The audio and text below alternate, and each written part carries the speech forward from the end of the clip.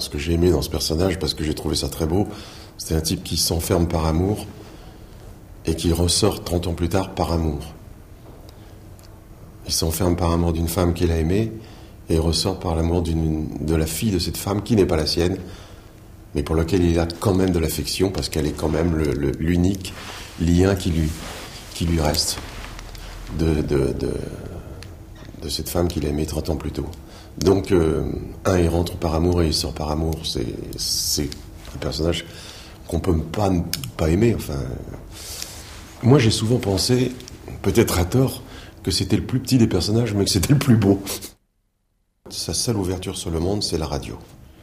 C'est comme ça qu'il sait les événements politiques, ou les événements sociologiques, ou les événements tout simplement de la vie quotidienne, de Paris, des rumeurs.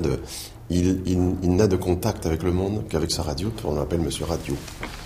Ce qui d'ailleurs lui permet un jour d'écouter la voix superbe d'une jeune fille, une jeune femme, et chanter une chanson à lui. Et tout à coup il dit, mais c'est une chanson à moi.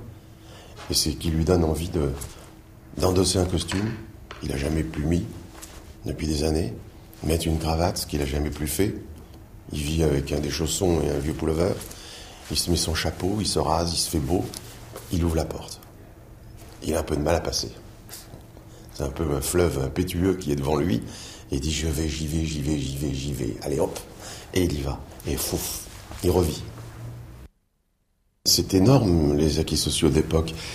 C'est énorme pour pratiquement l'entièreté du peuple français de pouvoir la mer pour la première fois. Il y a des enfants qui n'ont jamais vu la mer, qui ne savaient pas nager, bien entendu, et qui n'ont jamais vu la mer.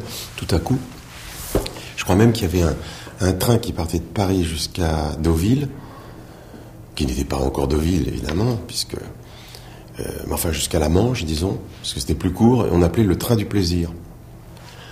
Parce que les trains étaient bondés de gens, avec leurs enfants, une épuisette, les fenêtres ouvertes, et on entendait le train passer dans la campagne, on entendait des chants.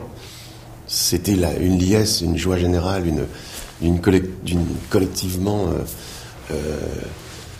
on allait voir la mer.